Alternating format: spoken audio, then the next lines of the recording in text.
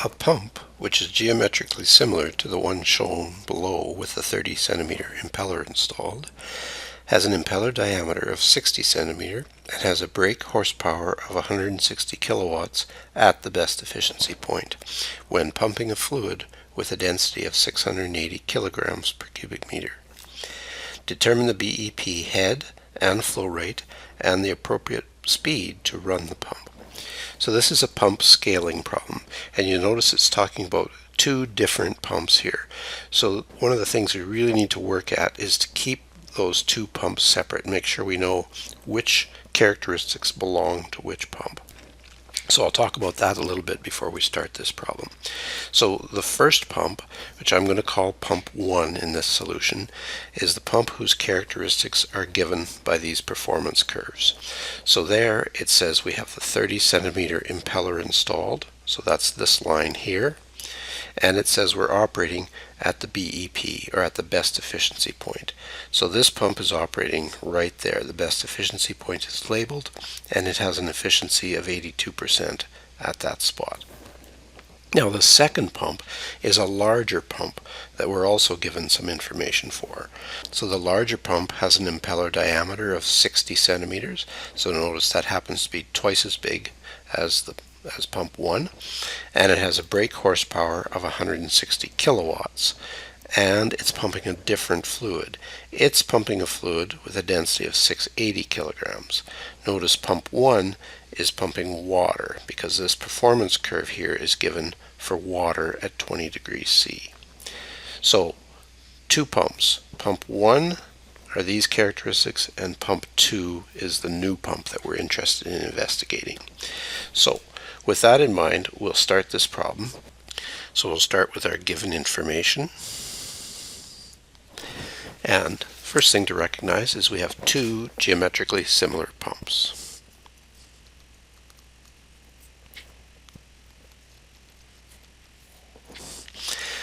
And what we want to do next is get a bunch of characteristics of pump 1 at its best efficiency point, because both of these pumps are operating at their best efficiency point.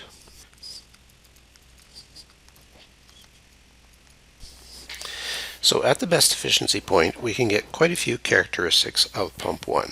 First thing we know about pump 1 is its diameter is 30 centimeters. So notice we're going to have subscripts on all of these characteristics that indicate which pump we're talking about. So the impeller diameter is 30 centimeters. Next thing we see, because we're operating at the best efficiency point here, its efficiency is 82%. So the efficiency at the best efficiency point, and that's what the star means, is 82%. And we're talking about pump 1 there. Now, notice that efficiency is already a dimensionless group, so the efficiency of pump 2 will also be 82%. The other two things that we can look up here are the flow rate, dropping down to the flow axis, and the head produced going over to the head axis. So if we look at this best efficiency point and we drop down to the flow rate, we see we're about there. So I'm going to say 4750 liters per minute, and the head is 44 meters. So 4750 and 44. So Q1 star is 4750 liters per minute, and H1 star is 44 meters. So those are all the characteristics of pump 1 operating at the best efficiency point. Now we're also given some information about pump 2. So we know the diameter of pump 2 is equal to 60 centimeters. And notice we don't put a star on the diameter because the diameter is what it is. Doesn't matter where on the pump curve we're operating, whether it's at the best efficiency point or somewhere else, it's still a 60 centimeter diameter impeller. But the other two things we were given about pump 2, we were given the brake horsepower. So that's W.S, meaning shaft horsepower. And this is of pump 2, and that is 160 kilowatts. So we know pump 2 consumes 160 kilowatts at this operating condition. And finally, the other thing we know about pump 2, it's pumping a fluid with a density of 680 kilograms per cubic meter. So it's a different size, it's consuming a different power, and it's pumping the fluid with a different density. Now what we want to find here, if we look back at the problem statement, we've been asked to find three things all about pump 2. First of all, what head is it going to produce? And that will be at the best efficiency point. What will the flow rate of pump 2 be at the best efficiency point? And finally, what speed do we have to run it at in order to achieve those conditions? So those are the things that we're asked to find. The assumptions: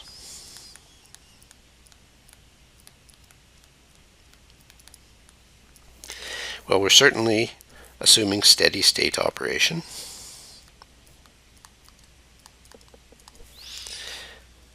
As with all of these pump questions, we also have an incompressible fluid.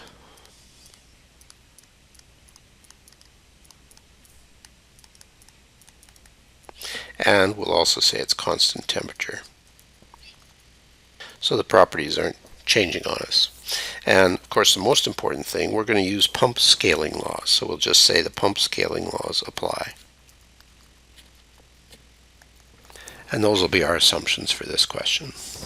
Now the analysis. Certainly most of the analysis is going to be based on the pump scaling laws, and we'll be seeing those in a moment. But the first thing we want to do is figure out the brake horsepower for pump 1. Notice we were given the brake horsepower for pump 2, and we were given enough information, or we read it off the graph, to get the brake horsepower for pump 1. So we're going to start by getting the brake horsepower for pump 1, and we'll see why when we go to do the scaling laws. So determine the brake horsepower.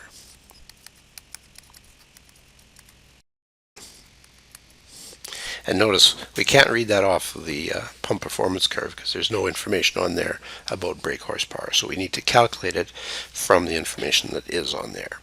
So the brake horsepower for pump 1, and we're at the best efficiency point, is equal to the density of the fluid being pumped by pump 1 times G times the head it's producing and the flow through it. And both of those are at the best efficiency point. And then we divide that by the efficiency of pump 1. So that's our equation for the brake horsepower. Now we know everything on the right hand side, so we'll just substitute that in and calculate it.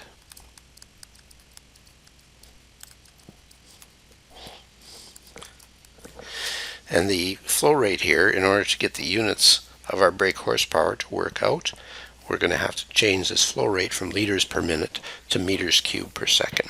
So I'm just going to write that as 4750 divided by 60,000. That converts it to meters cubed per second.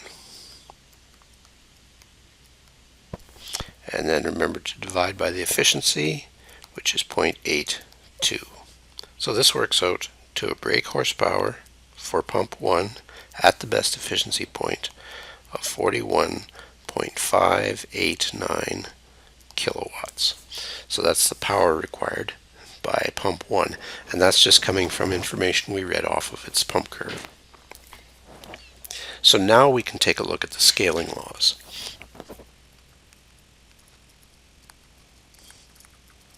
So the first scaling law that we'll take a look at is the one for the brake horsepower.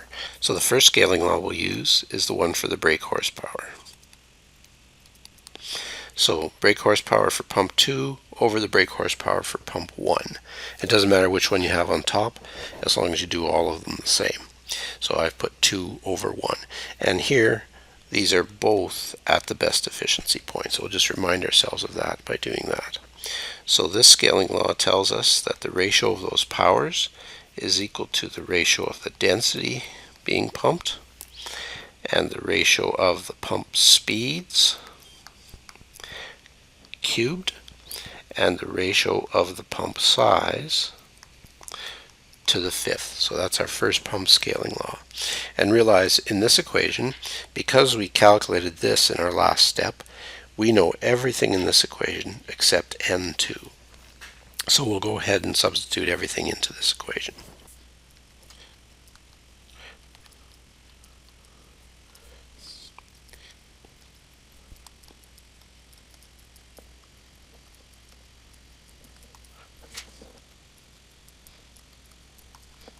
So we're just going to calculate N2 from this. Now before I do that, I just want to say a little bit about units. Notice that I still explicitly say the units in here, even though these are all ratios. The reason I do that is I want to make sure that I'm putting in the units the same on the top and the bottom. So it doesn't matter what the units are. You don't really have to be careful to change the units to standard SI units or anything, as long as you recognize if this is kilowatts, that has to be kilowatts.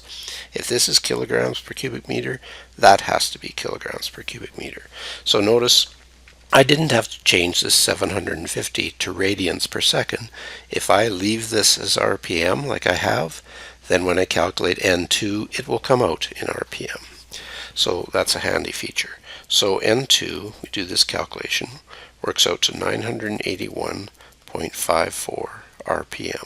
So notice the larger pump will be turning slower to operate at its best efficiency point. So that's the first of the three things that we're here to find. So we'll go on to the head scaling law next.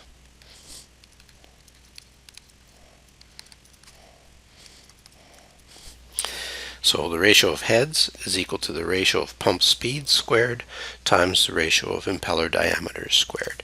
So again, we know everything in this except the head for pump 2, which we're trying to find. So we'll substitute all of those numbers in now.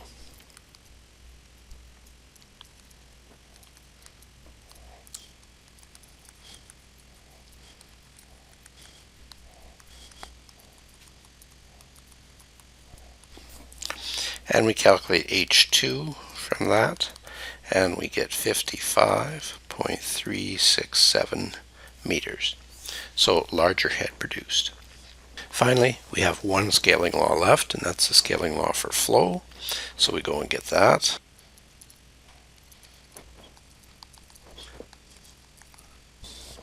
And again, we know everything on the right hand side, and we know the flow in pump 1. So we can just substitute these numbers in.